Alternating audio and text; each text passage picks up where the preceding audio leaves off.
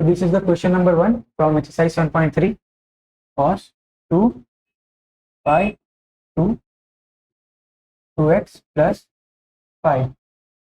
Now you will integrate it. 1 by 2 dx minus cos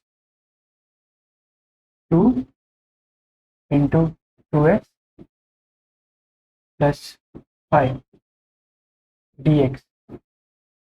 And now, so we have got this. This would be